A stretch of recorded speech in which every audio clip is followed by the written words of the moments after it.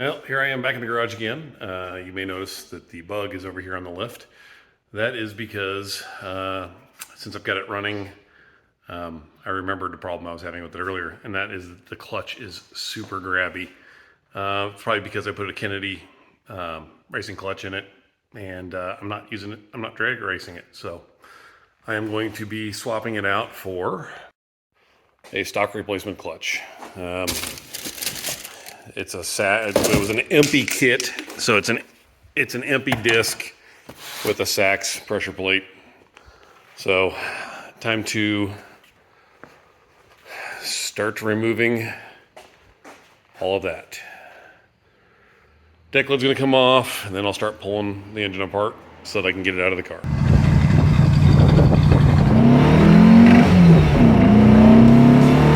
Our assembled rotor with the safety wired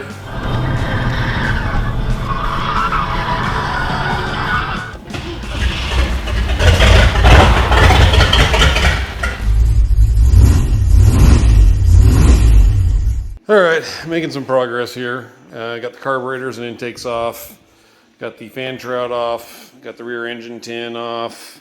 Obviously the deck lid is off. Let's take a look over here. Got a few other chunks of tin sitting here on the lift. Some of the cooling tin there for the oil cooler. And it's been a while since I've worked on the engine in one of these. And I forgot, well, I shouldn't say I forgot. I was an idiot. And I did that thing, My Cousin Vinny, don't drop the thing down the, in the movie it was don't drop a jet down the carburetor without removing the carburetor. You know, when you rebuild the carburetor, the first thing you do is you take the carburetor off the manifold. Supposing you skip the first step. And while you're replacing one of the jets, you accidentally drop the jet, it goes down the carburetor, rolls along the manifold, and goes into the head. You're fucked.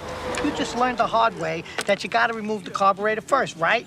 Yeah, when I was unbolting the carburetor from the driver's side cylinder head, one of the friggin' nuts fell right down the intake port. So once I get the engine out, I'm gonna have to fish that out. I'm praying to God it didn't go all the way. I can't imagine the valve on these opens big enough to allow that big nut through there.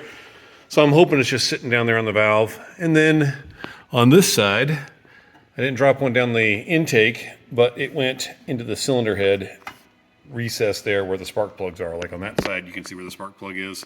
See if I can get the camera. There it is. You can see the nut sitting down there right below that spark plug. So I got to fish that one out as well.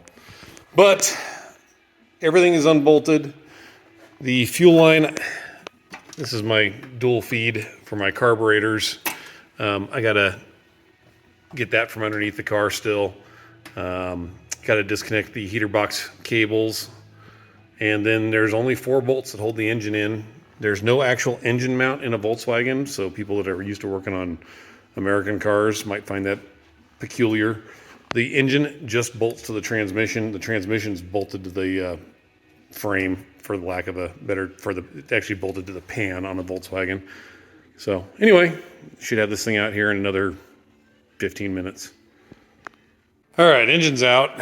Discovered a couple things in here. You can see on this clutch, on the pressure plate here, it's shiny right there. That's not, it was all black when I put it in, a brand new clutch. So if I come back here to the car, and we walk around into here, stick my head up into the engine compartment, you can see right here where that sucker was rubbing on the bell housing.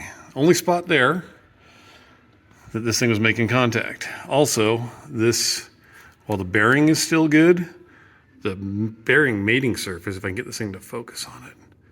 Come on. Well, I can't. The mating surface is toast. So let me go back over to the car, or the engine, excuse me. And then looking at the pressure plate, this surface here, I can feel it out of round. It is totally warped. So I don't know what in the hell was going on with that, but that shouldn't be tore up like that. For that matter, looking at my clutch, This thing doesn't appear. Maybe it is. It's just optical delusion. Anyway, a couple things I'm finding. Oh, I forgot to show you the one thing I turned the camera on for. Look way down in there. Yep, there's the nut I dropped down. Thank God it didn't go into anywhere. So, and then the other one will be easy to get to. So, anyway, continuing on. All right, just started putting the new clutch in and realized I hadn't shot any video. The old disc doesn't look bad. I mean, it's got some wear on it. Nothing horrendous. On both sides, look okay. The pressure plate itself doesn't look bad. And the flywheel itself looked okay. So I just hit it with a little bit of sandpaper and put the new clutch in. Hopefully this thing will not be as grabby as it was before. All right, still on the lift here. Took me a little longer than expected, but the engine is back in. Had some difficulty getting the last half an inch into the bell housing. So not sure what was going on. Took a lot of wiggling and then finally it popped forward and settled into place. So engine's all bolted up to the tranny. Obviously still need to put some carburetors and some other parts back on. But new clutch is in. New brake lines. Brake hoses there that were totally frayed and disintegrated. Let me show you. They are here in the garbage can. So you can see where the rubber on that thing is just toast.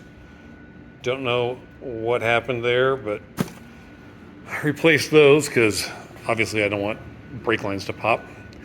So still got to bleed the brakes and bolt on a bunch of stuff back onto the engine, but it's back. All right, engine is back in, back together. I fired it up. It's running correctly. The one thing I forgot to do was take a picture of the wiring over here on my coil.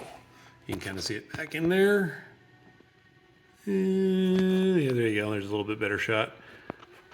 Two terminals, one's positive, one's negative, and I've got a bunch of wires going to it, and I don't remember what in God's name this wire right here goes to. Car runs without it. I'm gonna have to figure out what that wire is.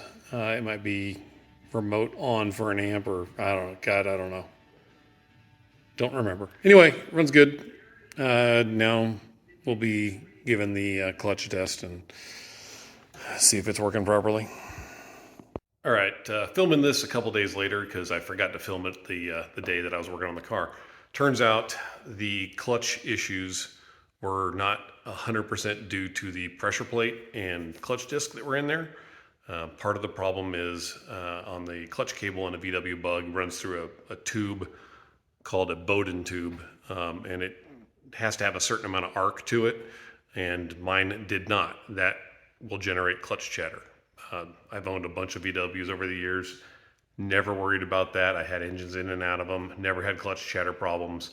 This is the first time it's ever been an issue, but it was definitely an issue because once I got that adjusted properly, boom, clutch chatter gone. So Bug is done. Got a much lighter clutch pedal in here now, which is good because I'm planning on using this car to teach my kid to drive.